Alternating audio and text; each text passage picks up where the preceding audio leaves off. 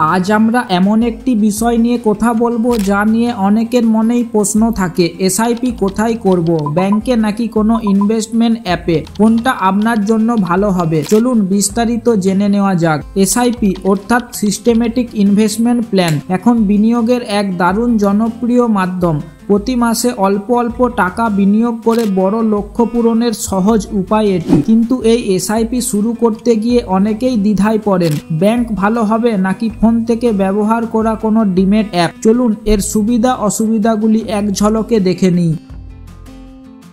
প্রথমে আসি ব্যাংকের কোথায়। সুবিধা, বিশ্বস্ততা ও পরিচিতি। ব্যাংক মানেই এক ধরনের বিশ্বাসযোগ্যতা। আমরা ছোটবেলা থেকে ব্যাংকের সাথে পরিচিত, তাই অনেকেই ব্যাংকের মাধ্যমে বিনিয়োগ করতে নিরাপদ মনে করে। ব্যক্তিগত পরিষেবা, যদি আপনার কোনো প্রশ্ন বা সমস্যা হয় আপনি সরাসরি ব্যাংকে গিয়ে একজন অফিসারের সাথে কথা বলতে পারেন। বয়স্কদের জন্য বা যারা স্মার্টফোন ব্যবহার করতে পারেন না তাদের জন্য এটা বড় সুবিধা।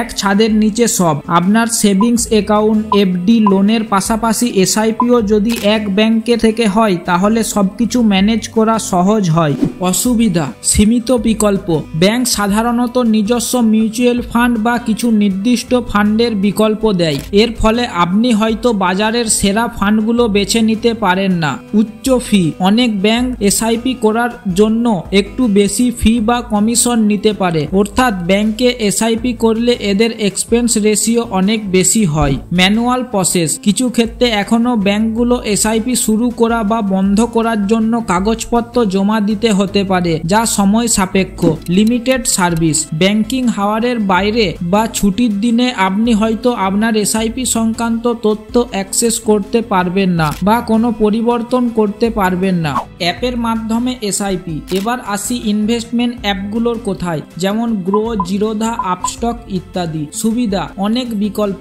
অ্যাপগুলোতে আপনি হাজার হাজার মিউচুয়াল ফান্ড পাবেন। এতে আপনার জন্য সেরা পারফর্ম করা ফান্ডগুলি খুঁজে বের করা অনেক সহজ হবে। কম ফি, বেশিরভাগ অ্যাপ ডাইরেক্ট প্ল্যানে বিনিয়োগের সুযোগ দেয় যেখানে কোনো ডিস্ট্রিবিউটর কমিশন থাকে না। এর ফলে আপনার রিটার্ন অনেক বেড়ে যায়। সহজ এবং দ্রুত প্রক্রিয়া। অ্যাকাউন্ট খোলার থেকে শুরু করে এসআইপি চালু করা, টাকা অ্যাড করা বা বন্ধ করা সবই অ্যাপের মাধ্যমে কয়েক মিনিটের মধ্যে করা যায়। 24 আওয়ার অ্যাক্সেস, যে কোনো সময় যে কোনো জায়গা থেকে আপনি আপনার বিনিয়োগের পোর্টফোলিও দেখতে পারেন, পরিবর্তন করতে পারেন। ইনভেস্টমেন্ট টুলস, অনেক অ্যাপে ফান্ড নির্বাচন করার জন্য চমৎকার অ্যানালাইসিস টুল, ক্যালকুলেটর এবং চার্ট থাকে যা আপনাকে সঠিক সিদ্ধান্ত নিতে সাহায্য করে। পেপারলেস, পুরো প্রক্রিয়াটি ডিজিটাল, তাই ব্যাংকের মতো কোনো কাগজ দরকার হয় না। অসুবিধা, টেকনিক্যাল জ্ঞান, যারা প্রযুক্তির সাথে খুব বেশি পরিচিত নন তাদের জন্য অ্যাপ ব্যবহার করাটা প্রথমে একটু কঠিন মনে হতে পারে। সাইবার সুরক্ষার ঝুঁকি, যদিও বেশিরভাগ অ্যাপই সুরক্ষিত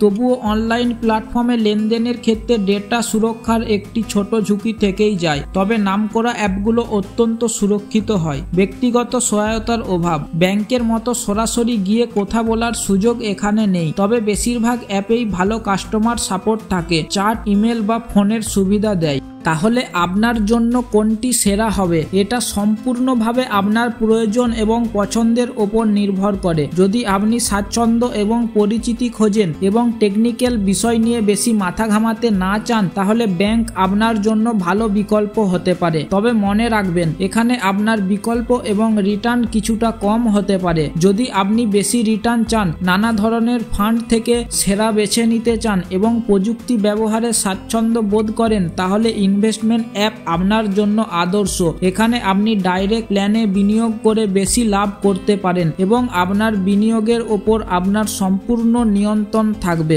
আধুনিক বিনিয়োগকারীরা সাধারণত অ্যাপগুলোকেই বেশি পছন্দ করছেন কারণ এর মাধ্যমে তারা আরও বেশি স্বচ্ছতা, নিয়ন্ত্রণ এবং উচ্চতর রিটার্ন পাচ্ছেন। বিশেষ করে তরুণ প্রজন্ম এবং যারা স্বাধীনভাবে নিজেদের বিনিয়োগ পরিচালনা করতে চান তাদের জন্য অ্যাপ নিঃসন্দেহে সেরা বিকল্প। কিছু গুরুত্বপূর্ণ টিপস, আপনি যেখানেই এসআইপি করুন না কেন কিছু বিষয় মাথায় রাখা জরুরি। আপনার লক্ষ্য নির্ধারণ করুন, আপনি কি জন্য বিনিয়োগ করছেন, বাড়ি, গাড়ি, সন্তানের শিক্ষা নাকি অবসর জীবন। লক্ষ্য স্থির থাকলে ফান্ড নির্বাচন সহজ হবে। সঠিক ফান্ড নির্বাচন করুন। আপনার ঝুঁকির প্রবণতা অনুযায়ী ফান্ড নির্বাচন করুন। বেশি রিটার্নের জন্য বেশি ঝুঁকি নিতে হয়। নিয়মিত বিনিয়োগ করুন। এসআইপি এর মূল মন্ত্রই হলো নিয়মিত বিনিয়োগ।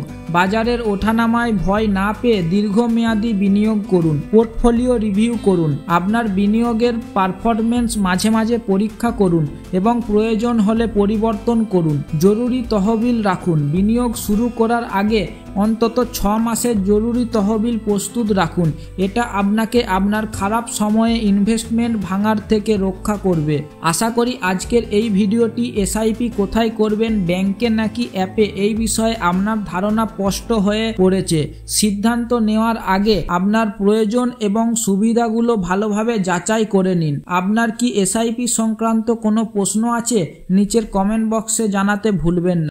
আশা করি আজকের ভিডিওটি আপনাদের ভালো লেগেছে এবং কাজে আসবে। যদি ভিডিওটি ভালো লাগে তাহলে অবশ্যই একটি লাইক করবেন, বন্ধুদের সাথে শেয়ার করবেন এবং আপনার মূল্যবান মতামত কমেন্ট বক্সে জানাবেন। আর হ্যাঁ, আপনি যদি আমার চ্যানেলে নতুন হয়ে থাকেন তাহলে সাবস্ক্রাইব করতে ভুলবেন না এবং পাশের বেল আইকনটিতে টিপে দেবেন যাতে আমার কোনো ভিডিও মিস না হয়। ভালো থাকবেন, সুস্থ থাকবেন, দেখা হবে পরের ভিডিওতে।